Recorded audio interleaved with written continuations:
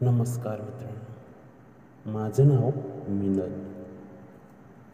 माझं वय जेमतेम 27 ते 26 वर्ष.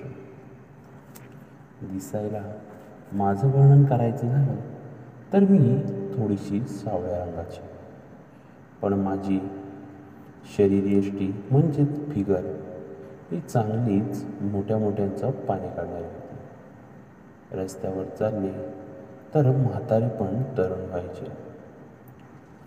माझे दोन्ही गोळे जणू छातीवर इतके मोठे झाले होते की ड्रेस फाडून बाहेर यायला बघायचे.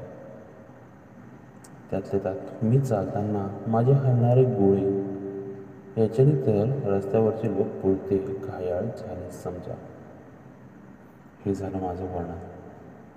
मी कॉलेजमध्ये असताना खूपच मुलं चढून घेतलेली होती. मला एकसारखा आकार कधी लागतच नसायचा. ही तर माझी खासियतच होती व आजपर्यंत ज्यांना ज्यांना मी मौका दिला त्यांना खूपच मज्जा आली होती. पण ते परत पुन्हा माझ्याजवळ कधी आलेच नाही. कारण एखादा हातात मुलगा भेटला की त्याचं सगळंच पाणी काढून घ्यायचं ही माझी खासियत. मी जिथे राहायची तिथले पण मुलं मला चान्स भेटेल तेव्हा पायावर करून ठोकून निघून जायचे. आता याच्यावरून तुम्हाला अंदाज आलाच असेल मी किती ठोकी आहे म्हणून. तर चला आपण आता आपल्या कथेला सुरुवात करूया. आमच्या कुटुंबामध्ये मी, आई, वडील व माझा मोठा भाऊ जो शिक्षणासाठी पहिल्यापासून घराच्या बाहेरच असतो. एक दिवस अचानक आईला गावावरनं फोन आला. काहीतरी काम आहे म्हणून आईला गावाला जायचं होतं. ठरलं, आई गावाला गेली. घरामध्ये फक्त आता मी व माझे वडील आम्ही दोघेच होतो. वडील सकाळी कामाला गेल्यानंतर मला एकच काम असायचं, ते म्हणजे मोबाईलमध्ये गुलाबी लाल पिक्चर बघणं. मी दुपारी झोपली असताना मी एक हात खाली नेऊन व दुसऱ्या हातात फोन पकडून गुलाबी लाल पिक्चर बघत होते. मी माझी चोळून चांगलंच पाणी मिळवलं व त्याने चादर ओली झाली. तेवढ्यात माझ्या मनात विचार आला, जर आपल्याला आपल्या वडिलांनी ठोकलं तर कसं वाटेल. व तेच मी त्या पिक्चरमध्ये सुद्धा बघतच होते. तर मग ठरलं, आज रात्री आपण वडिलांच्या जवळ झोपायचं व त्यांना आपल्या गरम अंगाचा स्पर्श करायचाच. संध्याकाळ झाली. वडील कामावरून आले. मी त्यांच्या आवडीचं जेवण त्यांना बनवून दिलं. जेवण झाल्यानंतर ते माझ्यासाठी आईस्क्रीम आणायला गेले. ते सुद्धा आज वेगळ्याच मूडमध्ये दिसत होते. मग काय, आल्यानंतर आम्ही दोघांनी आईस्क्रीम खाल्ली. त्यांनी मला आईस्क्रीम चारली व माझ्या डोक्यावर एक चुंबन घेतलं. ते म्हणाले, चल मिनल, आज तू माझ्या खोलीमध्ये झोपायला. मी त्यांना म्हणाले, का हो वडील. तेव्हा ते म्हणाले, माझ्याजवळ जेव्हा तुझी आई झोपते तेव्हाच रात्री मला झोप लागते. आज जर आई नसली व कोण माझ्यासोबत झोपलं नाही तर मला रात्रभर झोपच येणार नाही.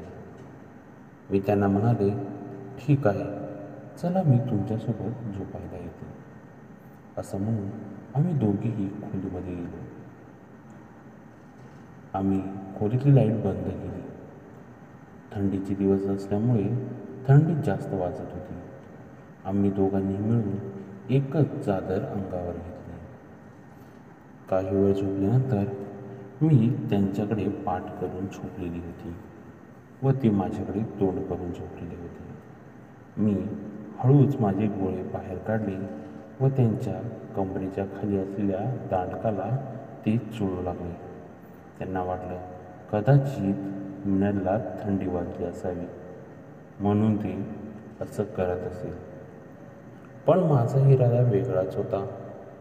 मी हळूहळू घासून त्यांचा दांडा चांगलाच मोठा व लांब केला आपल्या बापाचा दांडा इतका मोठा आहे म्हटल्यावर माझ्यासारख्या झवाट मुलीला चांगलीच खाज आली होती. मी आता हळूहळू त्यांना चिटकू लागले. त्यांनी एक हात माझ्या कमरेवर ठेवला व हळूहळू माझा ड्रेस वर करू लागले. त्यांच्या हाताला माझी उघडी कंबरच लागली. ते त्यांच्या हाताने माझी कंबर चोळू लागले. खूप वेळ कंबर चोळल्यानंतर त्यांचा मोर्चा माझ्या छातीकडे वळाला. माझे भले मोठे मऊ मऊ हातात घेऊन ते दाबू लागले. तशी मी आता मात्र चांगलीच गरम झाली. ते इतक्या जोराजोरात दाबत होते की माझ्या तोंडातून सुस्कारे बाहेर येऊ लागले. मी उठले व माझा ड्रेस काढून फेकला व डायरेक्ट वडिलांच्या वर जाऊन झोपले व त्यांच्यावर चुंबनांचा वर्षाव करू लागले. मला त्यांची केसाळ छाती बघायची होती म्हणून त्यांनी घातलेली बनियान एका झटक्यात काढून फेकली. ते आता कमरेपासून वर माझ्यासमोर नागडे होते व मी सुद्धा. ती माझी भले मोठे आंबे कुस्करत होते व मी इकडे त्यांच्या तोंडात तोंड घालून चुंबन करत होते. नंतर त्यांनी माझी खालची पॅन्ट ओढून काढली. आता मी त्यांच्यासमोर पूर्ण नग्गी झाले होते. मी पण हळूहळू त्यांच्या पॅन्टीत हात घालून त्यांच्या सोट्या बाहेर काढला.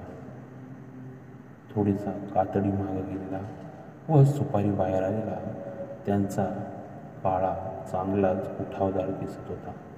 असं झालं होतं का ती भोकात घालून घेते व त्याच्यावर बसून उड्या मारते. तर मग मी त्याला तोंडात घेऊन चोखू लागले. त्यांना माझं चोखणं खूपच आवडलं. ते म्हणाले, मिनल बेटा, आजपर्यंत तुझ्या आईने कधीच चोखलं नाही. बघ तिची मुलगी किती छान चोखते. ते चोख अजून असंच चोखत राहा. मी खूप वेळ चोखल्यानंतर शेवटी मी पटकन त्याच्यावर बसले. वडिलांच्या तोंडातून असा आवाज बाहेर आला. मी वडिलांचे खांदे घट्ट धरून ठेवले व जोराजोरात त्याच्यावर उठू बसू लागले. त्यांच्या ओल्या दांड्याने व माझ्या आतमध्ये झालेल्या ओल्या पाण्याने पचपच असा आवाज येत होता. खूप वेळ खालीवर केल्यानंतर शेवटी वडील म्हणाले, मिनल बेटा, आता माझ्या पाण्याची पिचकारी निघणार आहे. मी त्यांना म्हणाले, हो ना, सोडा मग आज माझ्याच आतमध्ये तुमची बायको समजून. असं म्हणताच त्यांनी जोरात स्पीड वाढवला व कचाकच कमरेला दणके देत पाणी आतमध्ये सोडलं. मित्रांनो, तुम्हाला आपली कथा कशी वाटली हे नक्की सांगा. धन्यवाद.